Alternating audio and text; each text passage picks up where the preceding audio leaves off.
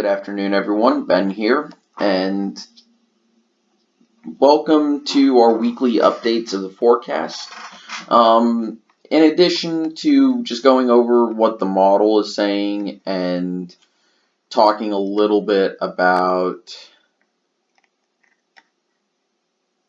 Oh, they changed. Nice. Okay, that makes it really nice. Okay, cool.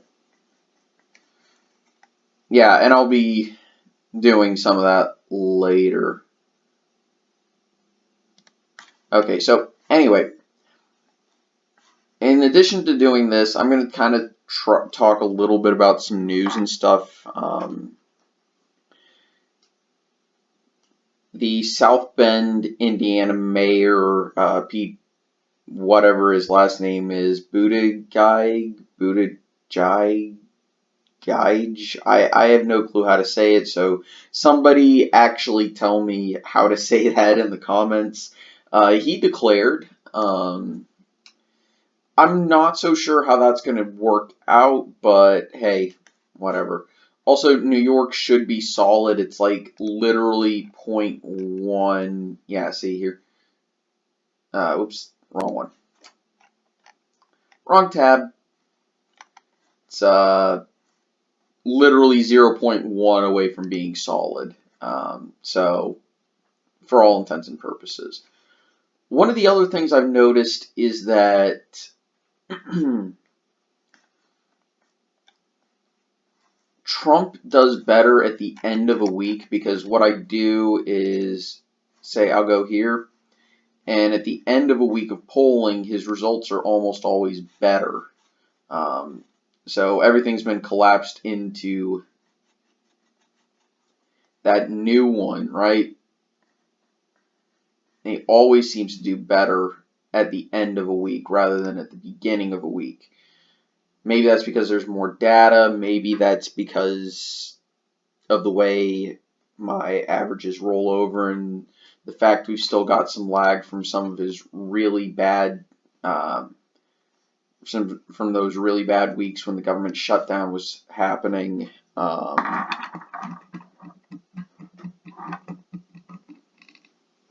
And that could be the cause of it, because at the end of the week, typically Michigan flips in his favor. According to my model, Delaware gets extremely competitive at this rate, in New Hampshire and Nevada flip. Occasionally, Colorado shifts into his favor.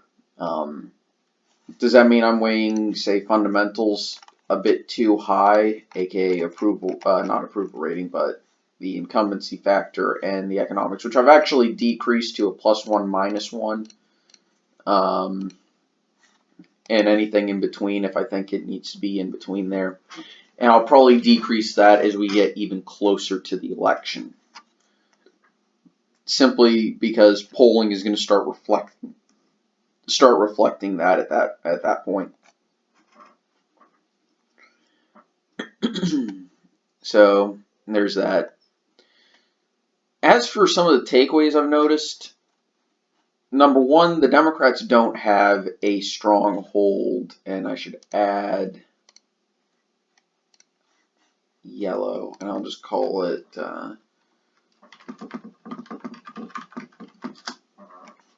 I'll go ahead and add it. Right? So, truthfully speaking, some of the things I've noticed is that the upper Midwest is not as favorable to Democrats as maybe Democrats think they are. Especially those three states, but you can even add Pennsylvania in. I don't even really consider Ohio and Iowa to be battlegrounds at this point if they're showing similar support as Texas, which is moving towards a battleground. I would think that Iowa and Ohio are moving away from being a battleground, similar to how Virginia is moving away from being a battleground.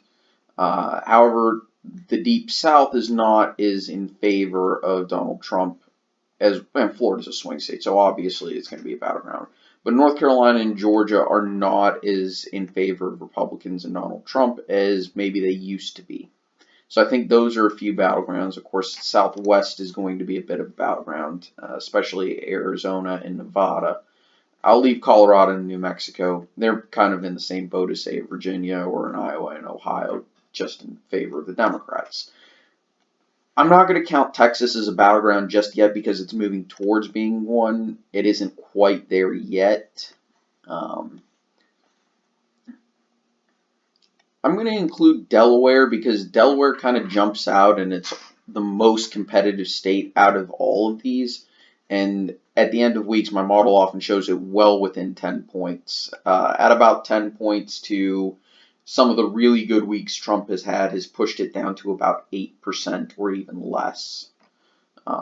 New Hampshire is always going to be a battleground. Maine is always going to be a battleground.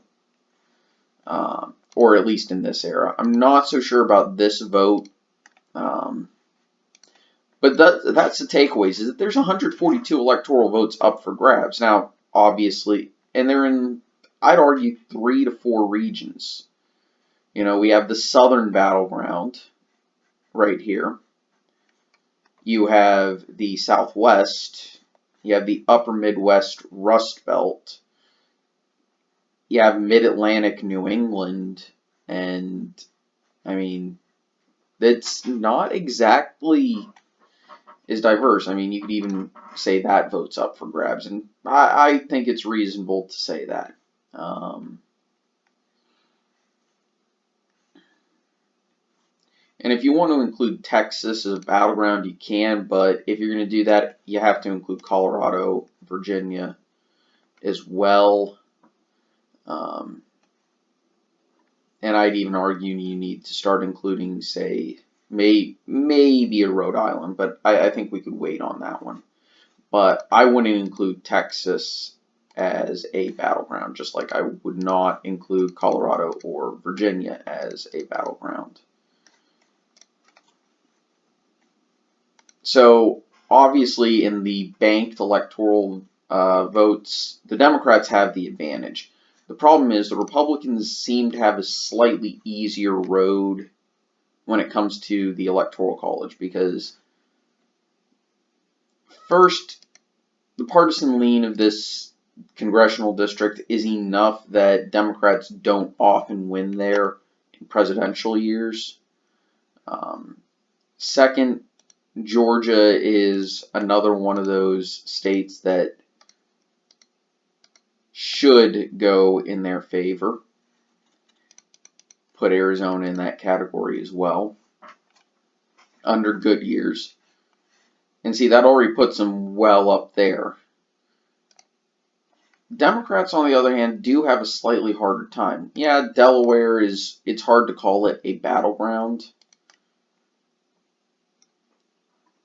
but you could make the argument. And then the rest are just true swing states where, yeah, they're extremely competitive regardless. Now, Republicans have that advantage.